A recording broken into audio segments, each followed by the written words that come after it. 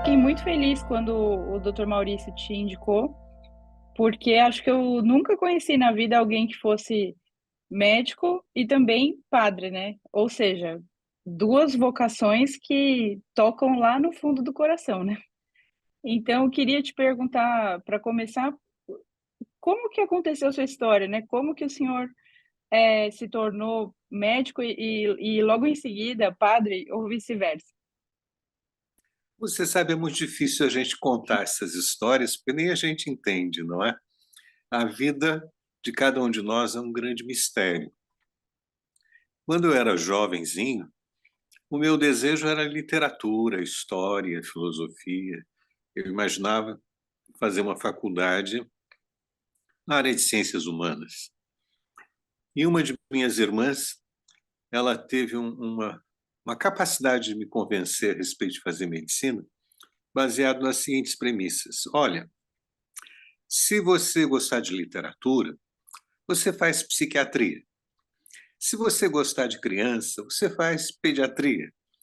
Ou seja, ela foi me mostrando que o curso de medicina, ele abria horizontes muito largos, muitas possibilidades, em que através dele eu poderia encontrar um caminho muito pessoal de realização pessoal, não é?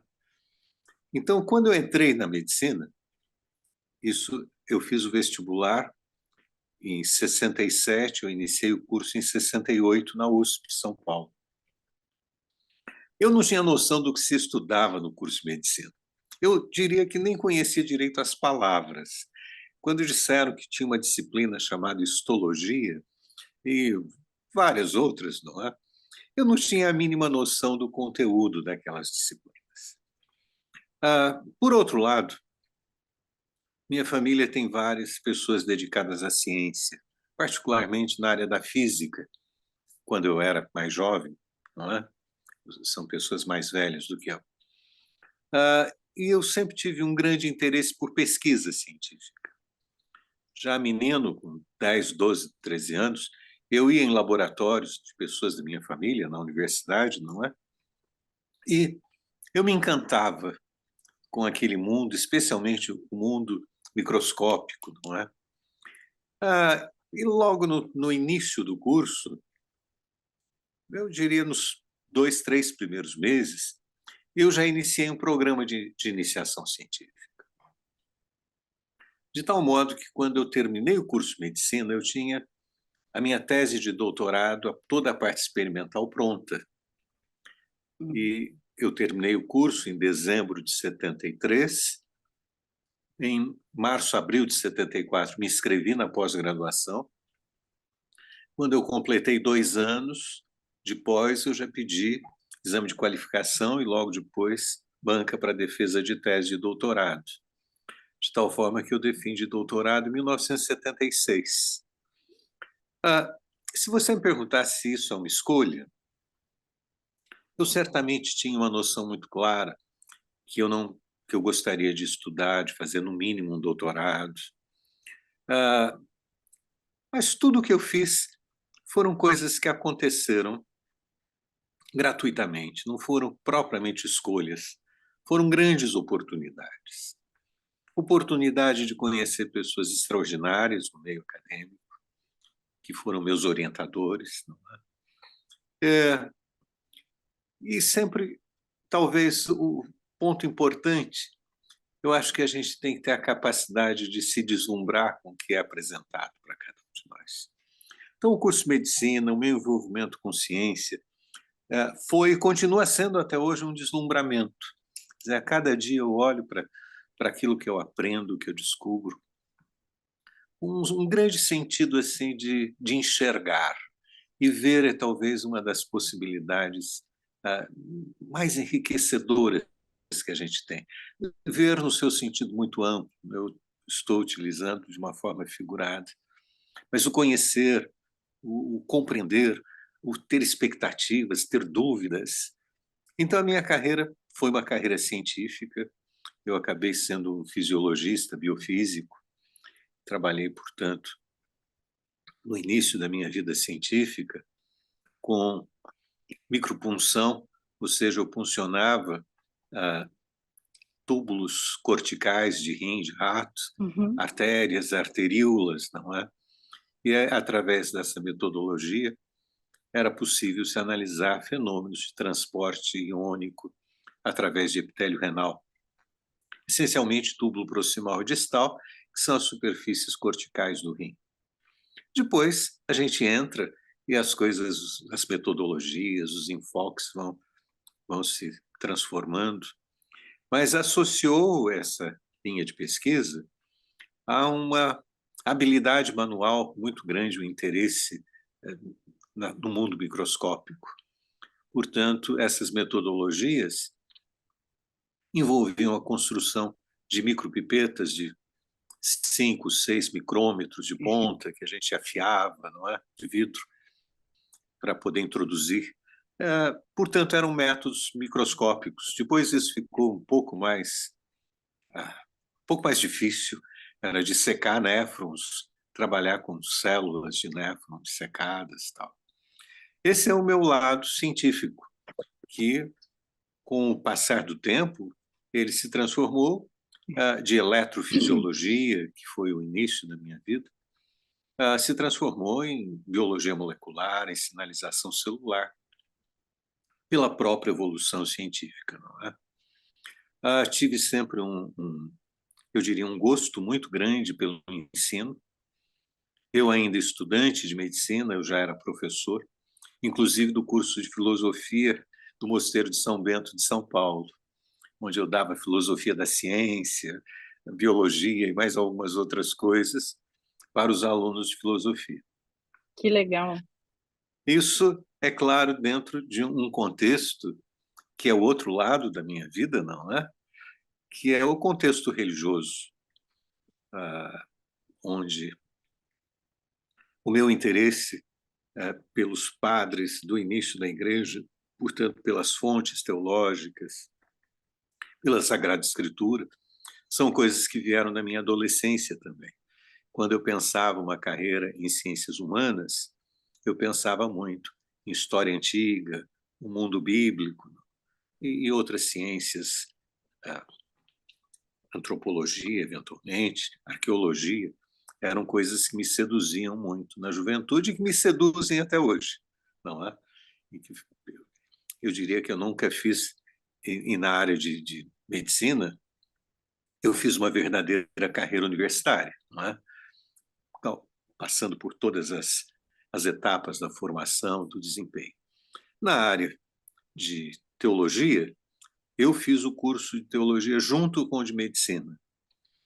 Portanto, eu não assisti às aulas, eu tive um curso tutorial, de tal modo que aos sábados eu prestava as provas, me apresentava aos tutores, discutia a matéria, fazia as provas, uma certa rotina. E tive professores extraordinários como tutores, não é? Alguns que eu considero assim como luminares, né? Por exemplo, um que era um americano, um negro americano, que era um homem que dava aula em que ele tinha os textos originais em alemão, inglês, francês, italiano, espanhol, português, grego, latim, hebraico. Era um homem de uma cultura imensa e que tinha tanto um doutorado em filosofia na Alemanha, como um doutorado em teologia e outro em direito, que era um homem brilhante. Foi o responsável, meu tutor principal nos estudos teológicos, responsável de minha formação. Padre Thomas Hanson Giles, já falecido, mas que tem, pela editora da USP, ele tem muitas obras publicadas. As pessoas não sabem nem quem ele é, porque ele era um homem discretíssimo. Você não encontra informações na internet, nem nas orelhas dos livros. Mas um homem de um brilho extraordinário. E a vida da gente, muitas vezes, a gente é a lua, não é? Que reflete o brilho dos outros. Esse foi um indivíduo de um brilho realmente que iluminou minha vida em inúmeros sentidos. Era um indivíduo que tinha um grande especialista em filosofia existencial, existencialismo, e que isso também me permitiu refletir sobre quem eu sou, não é? entrar um pouco dentro de mim próprio. Tive um outro professor também, que era um especialista em Sagrada Escritura, mas que era uma figura extraordinária, que eu conheci na minha adolescência, foi meu diretor espiritual, Dom Joaquim de Arruda Zamit. Ele foi abade do Mosteiro de São Bento, em São Paulo, que tinha um doutorado no Instituto Teológico Bíblico mais importante, o Instituto Bíblico de Roma, e também era um desses indivíduos que ele olhava o texto bíblico em hebraico, em grego, em latim, e, portanto, era capaz de ter uma penetração no texto original, no sentido literário, inclusive dentro dessa comparação de um texto literário tão antigo com outras literaturas de sua própria época, para a compreensão das expressões, dos termos. E tive vários professores que foram extraordinários na área da teologia, da filosofia. Na área de ciências, eu tive grandes cientistas que me orientaram. O meu grande orientador foi Gerhard Malnick, que era um austríaco que veio criança para o Brasil, e através dele eu trabalhei nos Estados Unidos com Gerhard Giebisch, outro austríaco, que é um dos pilares da nefrologia contemporânea, não é? Um homem, os dois juntos conseguiram investigar, descrever mecanismos de transporte iônico fantásticos, que são a base do conhecimento, de muita coisa do conhecimento da função renal contemporânea. Então, eu convivi, poderia elencar muitas outras pessoas com quem eu tive o privilégio de conviver. Uma figura extraordinária, que eu convivi muito de perto, Dom Paulo Evaristo Arndt, não é? Que tinha uma visão, eu diria, uma visão de mundo, uma visão de sociedade, uma visão política, uma visão de inserção na sociedade, muito privilegiadas. Não é? Não sei se eu estou explicando direito. Não, tá maravilhoso. Algumas dúvidas, né? A sua irmã que te incentivou a ser médico, ela também é médica? Não, essa minha irmã foi para a área de letras, de literatura infantil. Ela fez um caminho muito diferente, porque ela, muito jovem, ela terminou o curso de letras, e o namorado dela começaram a namorar com 14 anos de idade.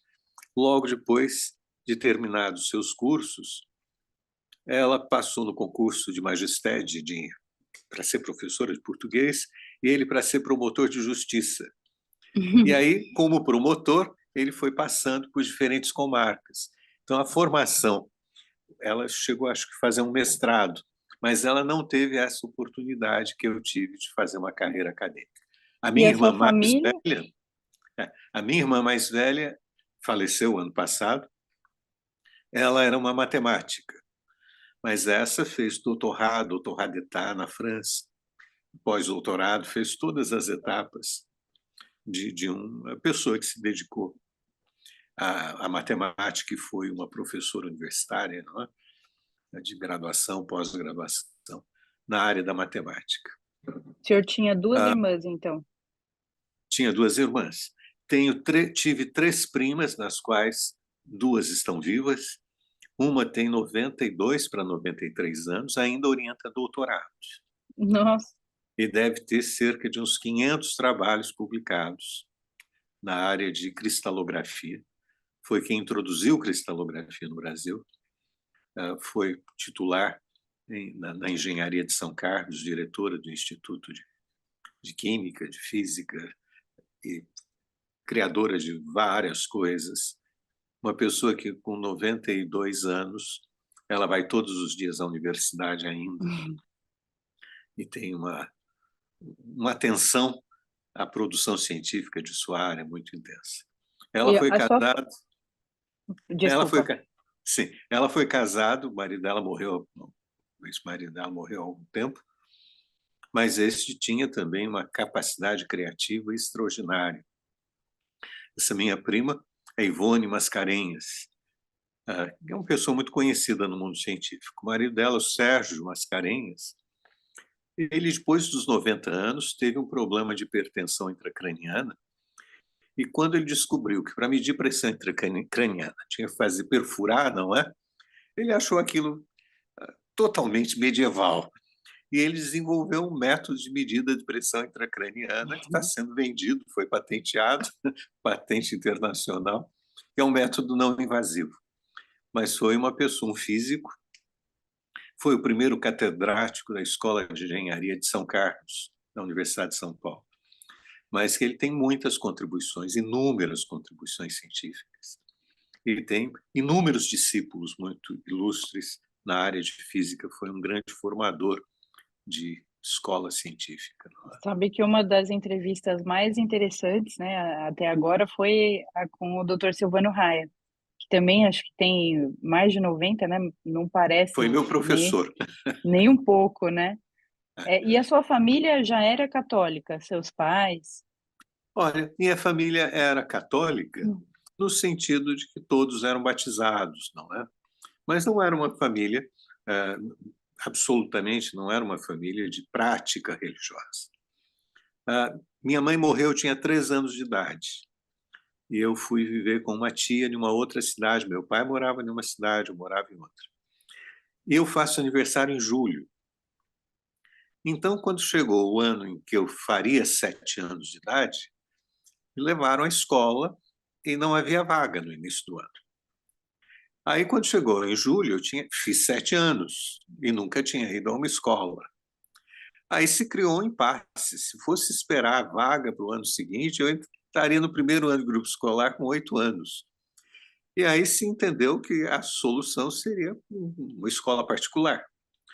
Então, no mês de agosto, eu comecei o primeiro ano do grupo escolar em uma escola católica. E eu passei ali 3 anos, não foi muito tempo. Primeiro, segundo, terceiro ano de grupo escolar. Mas eu acho que ali foi um momento de descoberta, não é? Descoberta do sentido religioso da vida. Então, eu sempre brinco que a verdadeira teologia eu aprendi dos 7 aos 10 anos de idade, não é? O senhor é de São Paulo? Que cidade de São Paulo?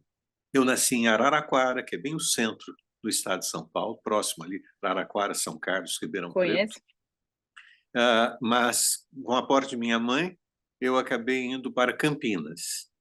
Então, dos 13 aos 17 anos, o meu estudo fundamental, naquele tempo do ginásio científico, eu fiz em Campinas, onde havia uma escola, o ginásio Culto à Ciência, que é uma escola que completou esse ano 150 anos de criação, onde Santos Dumont foi aluno, uma escola realmente que era fantástica.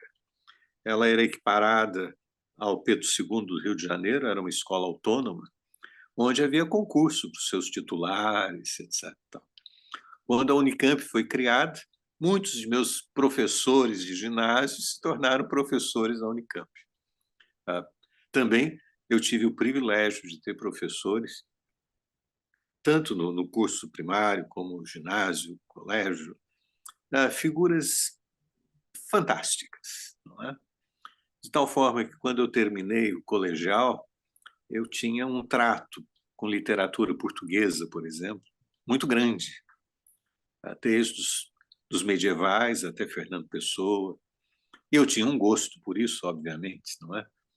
Mas química, física, tinham laboratórios muito interessantes. Então, esse poder mexer em laboratório era um tipo de monitor de química, por exemplo. Então, muito cedo, menino de ginásio, não é? Eu tive a oportunidade de ter essa experiência direta com a experimentação, com o laboratório.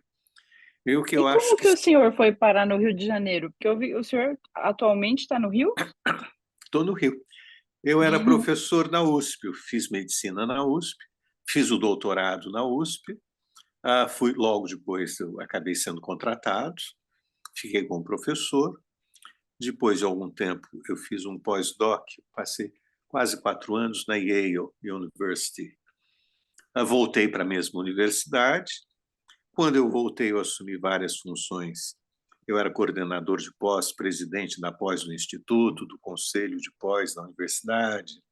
Tinha várias funções dessas de administração acadêmica também, não é? E eu estava certo que eu tinha um laboratório bem montado, tinha minha vida estruturada. Eu achava que eu morreria em São Paulo, que era o meu destino final. E um dia aparece um professor na minha sala, lá na USP, que tinha vindo dar uma conferência no departamento. E que era uma figura extremamente ilustre, desses que eu tinha vergonha de chegar perto, não é? Eu não puxaria a conversa com ele, era uma pessoa muito ilustre. O Leopoldo Demés, da área de bioquímica, uma figura realmente ímpar.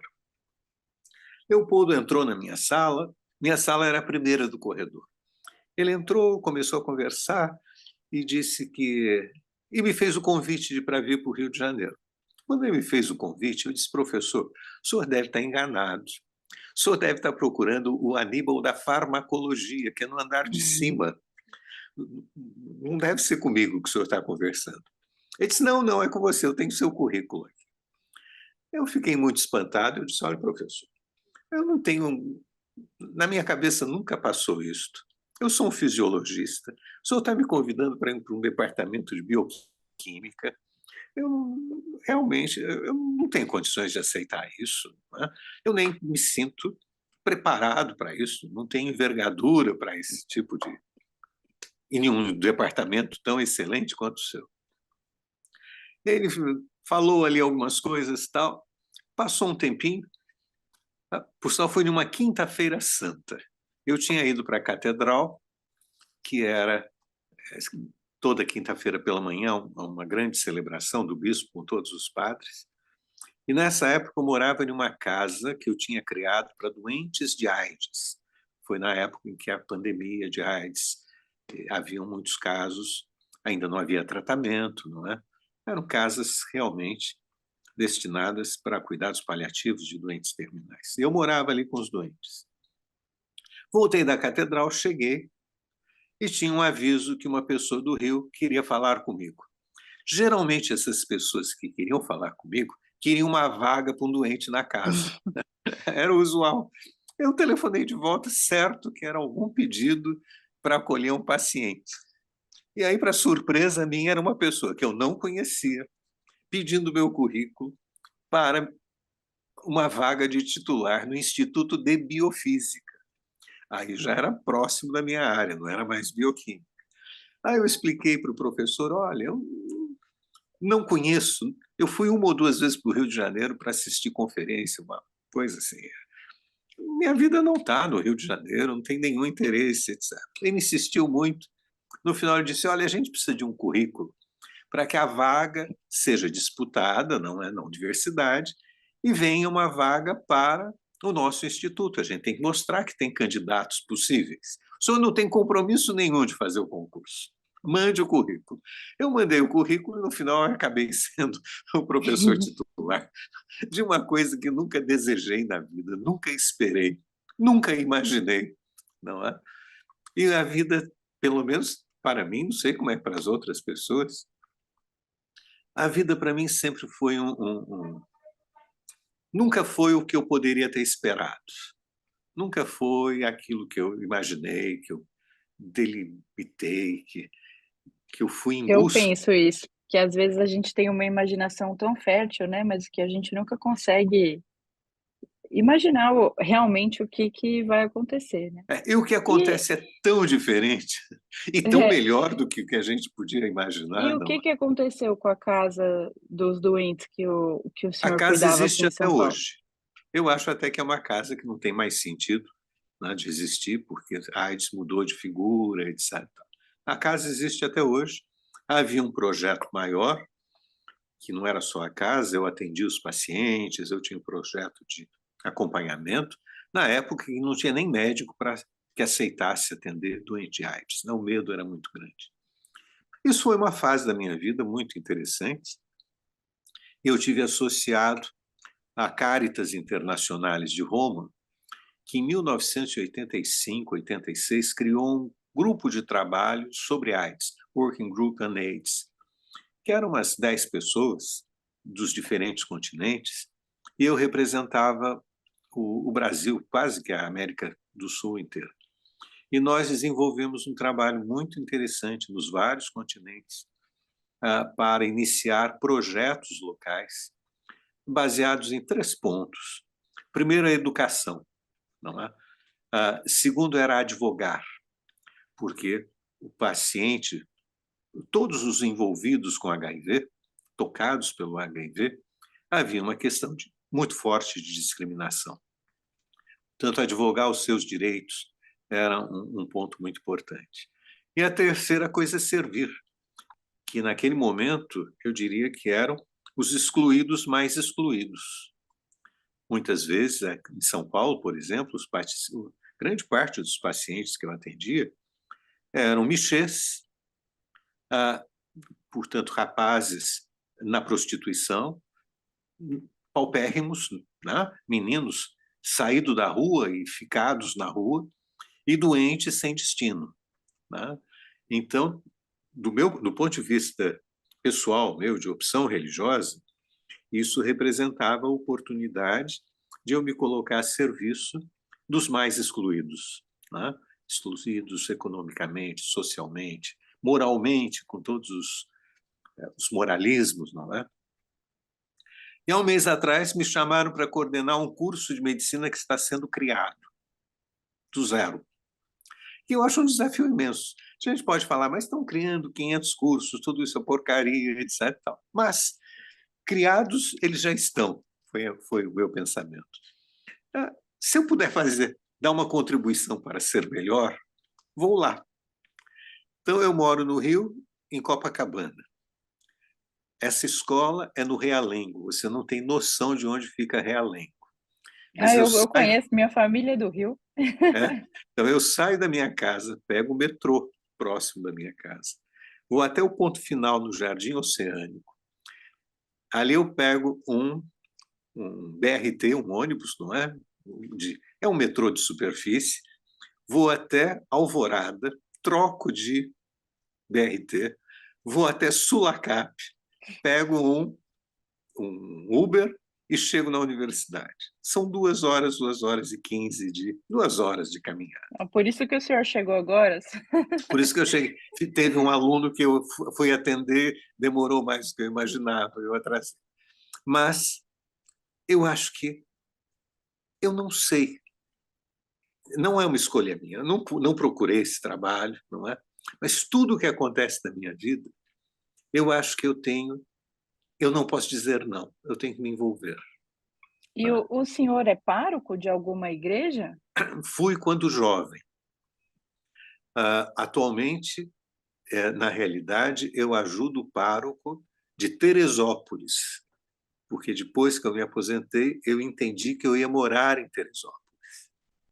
E é uma paróquia grande, tem uma parte rural, com 4, 5 igrejas. Eu faço rodízio, a gente vai trocando os horários, de tal forma que tanto eu quanto o pároco passamos por todas as comunidades. Então, eu acho que se eu encontro com alguém, eu acho que eu não posso me fechar a esta pessoa. Eu não posso ter um pré-julgamento, não é? Eu acho que a graça da vida, eu como um biofísico celular, não é? Não existe célula sozinha. Quando a gente acha que a humanidade são pessoas isoladas, há um conceito antropológico que eu acho um pouco inadequado, porque ninguém vive sozinho. Então, eu sou parte de uma colônia, que pode ser de bactéria, somos uma colônia de seres humanos, altamente interdependentes, onde jamais nós somos verdadeiramente independentes e autônomos. A gente bate muito nessa tecla da autonomia. Não existe autonomia absoluta, eu sempre sou dependente de alguém, não é? Do outro. Então, acho que são conceitos que eles transparecem na nossa sociedade uma marca muito forte, a autossuficiência. Essa autossuficiência que gera pessoas isoladas, que gera depressão, inclusive, em muitos momentos, que gera abandono. porque as pessoas são tão isoladas que elas não querem se casar, não querem ter filhos, não querem ter famílias. E as pessoas envelhecem. É, e aí vão se descobrir muito sozinhas, muito desamparadas, não é? Então a gente vive uma sociedade em que há muitos conceitos do que é ser humano, muitas antropologias, muitas tentativas de entendimento do sentido de nossa vida. Eu tenho, obviamente, o sentido cristão. Eu vivo uma antropologia cristã, uma dimensão do que é a pessoa dentro do contexto bíblico, do contexto da minha fé. Não é? A minha fé é inseparável do meu modo de ser, dos meus valores, do meu cotidiano. Mas eu diria que é uma fonte de grande alegria e de Que grande bom. disposição. Né? Eu vou E fazer, como... Quanto? Desculpa. eu faço 75 anos no mês que vem, Parabéns, o senhor parece muito mais jovem. mas ainda tenho essa disposição de pegar metrô, de pegar BRT, não é? Que envolve você não viver para si. Você tem uma noção de que sua vida só tem sentido E enquanto como ela é que for. foi a Academia Nacional de Medicina no meio de tudo isso? Uma dessas coisas inexplicáveis também, porque eu também não sabia direito o que era Academia Nacional de Medicina, mas eu comecei a ir à academia por duas razões.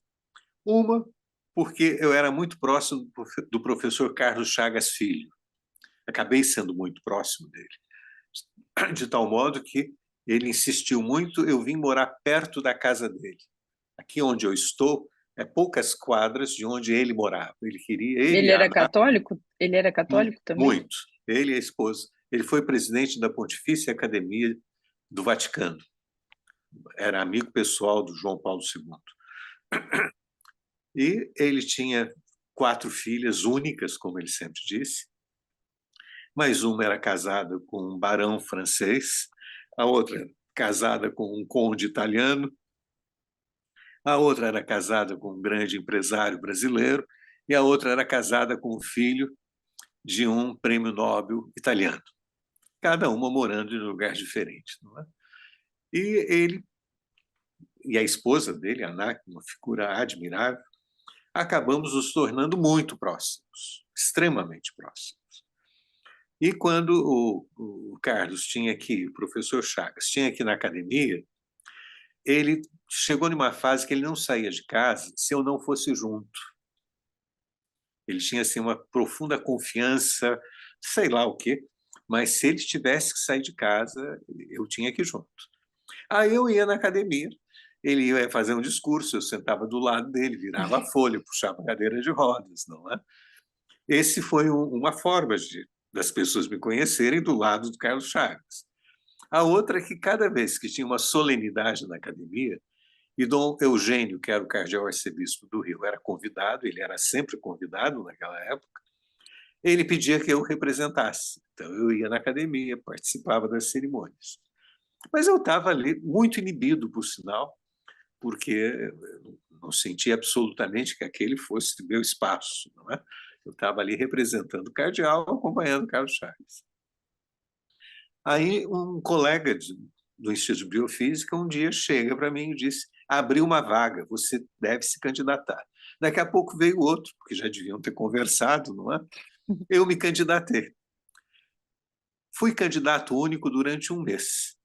Um mês depois, apareceu um candidato que eu votaria nele, que era o professor Zilton Andrade, lá da Bahia, no Instituto Oswaldo Cruz. Lá tem um pedaço do instituto que leva o nome dele, um grande cientista, uma pessoa extraordinária. Quando Zilton Andrade se candidatou, para mim aquilo foi terminal. Eu não tenho a mínima condição de ganhar essa eleição, não é? Mas você não pode desistir, você se candidata, você tem vários ritos na academia, você visita todos os acadêmicos, as visitas acadêmicas. Passa mais um ex-professor meu se candidatou, uma figura brilhantíssima, que era o professor Brantani, aí de São Paulo. Talvez você o tenha conhecido. era titular de bioquímica, mas foi presidente de vários, eu acho que foi inclusive da FAPESP, não é?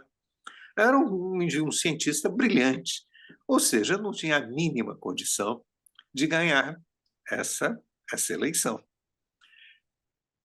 Aí ficou uma situação um pouco, eu diria, constrangedora, porque eram dois figuraços nacionais, Zilton Andrade e Brentani, concorrendo na mesma vaga. Aí tiveram a ideia de um membro que tinha tempo para se tornar emérito, abrir uma nova vaga. O Brentani saiu dessa candidatura e se candidatou a uma outra vaga. E eu fiquei com o Zilton Andrade, que certamente era uma figura brilhante. Quando faltavam uns 3 ou 4 dias para encerrar o prazo da apresentação dos documentos necessários para você ser candidato, não é?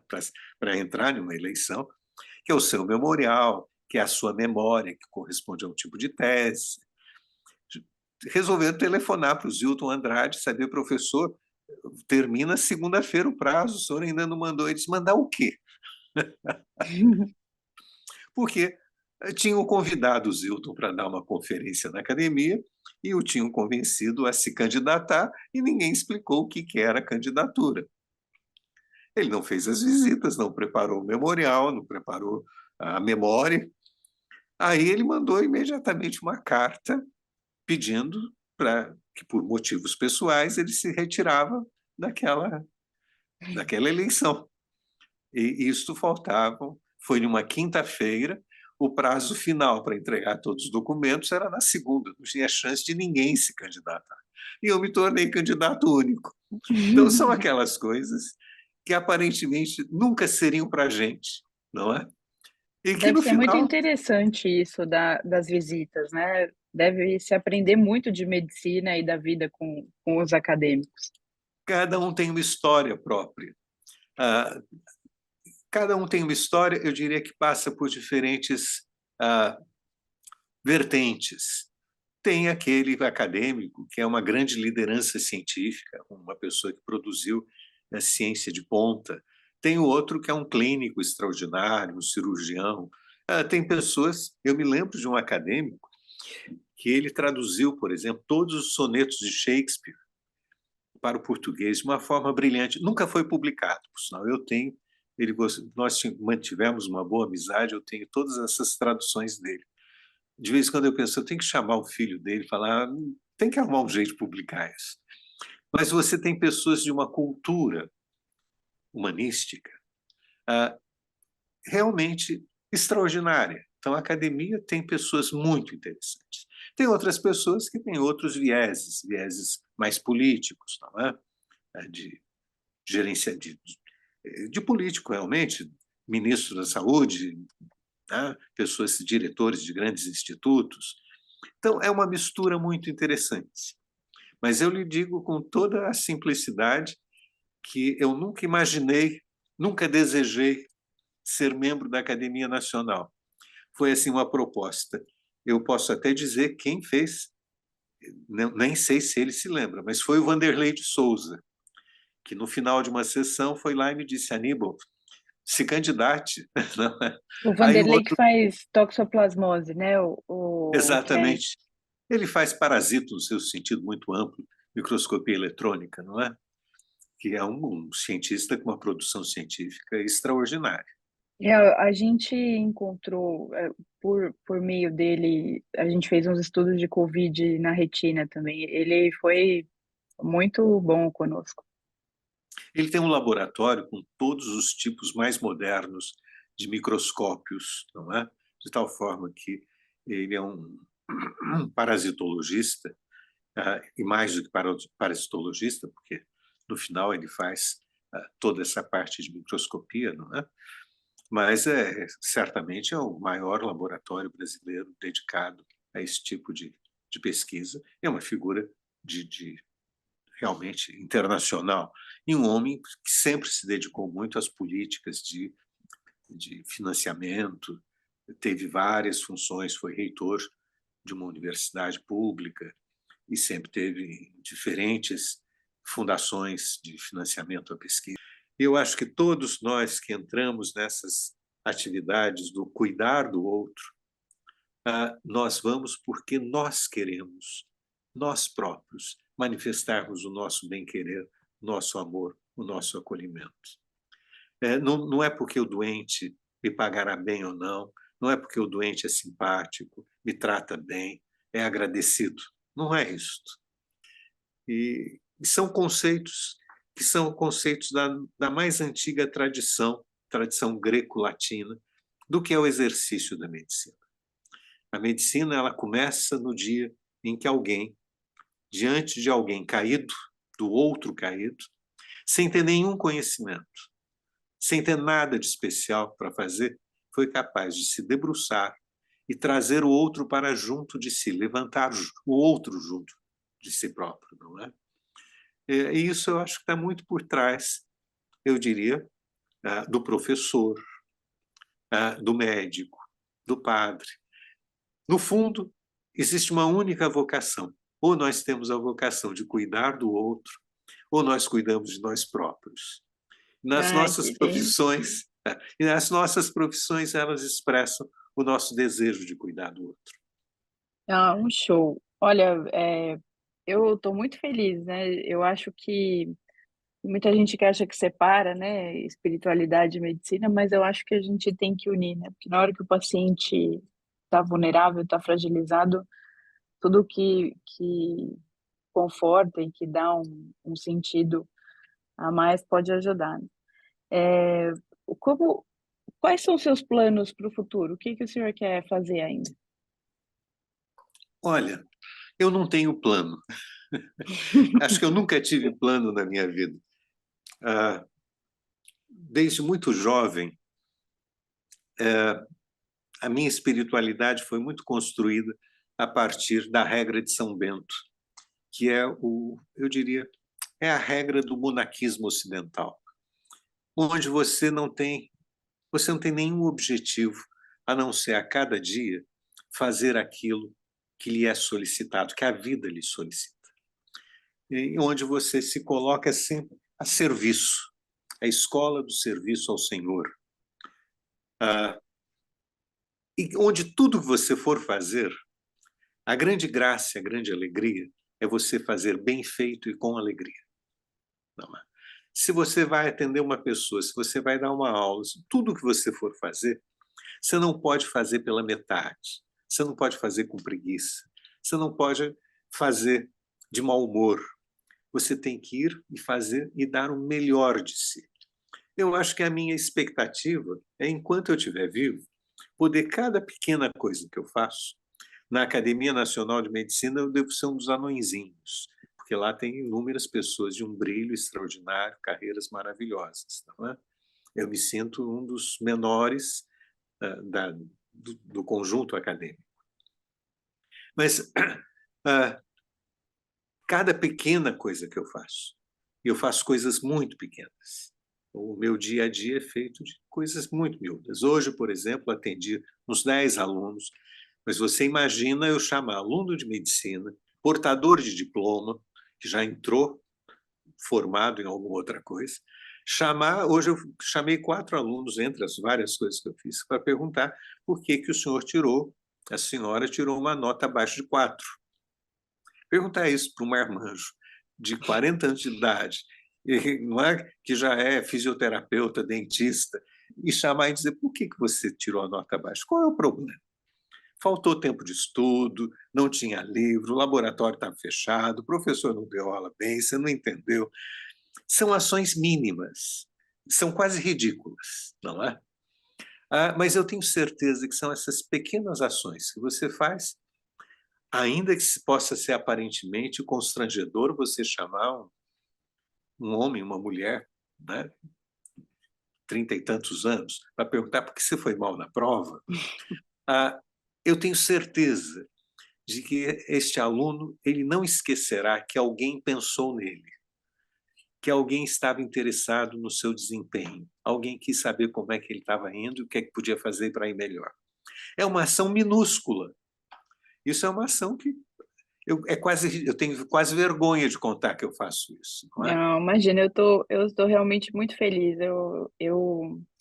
Eu quero te perguntar, o que que o senhor acha de xenotransplante? O senhor que trabalhou na Conitec tanto tempo, o senhor acha que é uma alternativa que, se Olha, contornado, pode ser viável?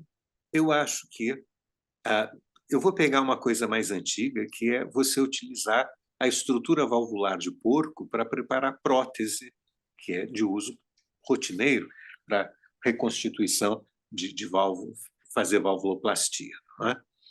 Ah, o grande problema, exatamente, é você ter o contorno, contornar a questão imunológica. E acho que isso é contornável. Então, eu não vejo como alguma coisa nem difícil de ser atingida. Eu acho que é factível. E não vejo nenhum problema moral quanto a isso, de você ter um fígado.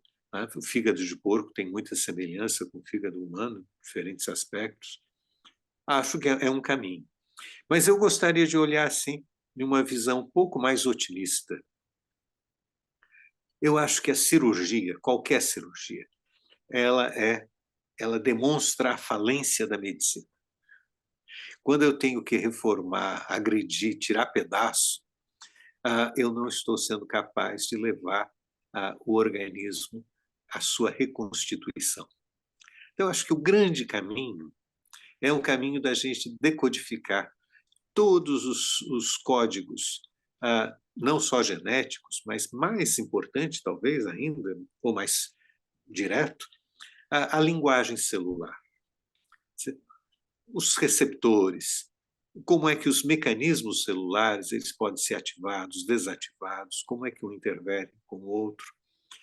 E a medicina eu chamaria de regenerativa no seu sentido muito amplo,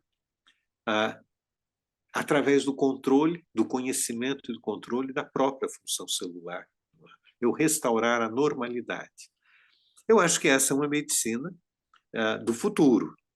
Não é a medicina de reposição de peça, não é a medicina de tirar pedaço, né? Mas é a medicina onde você restaura a função celular básica.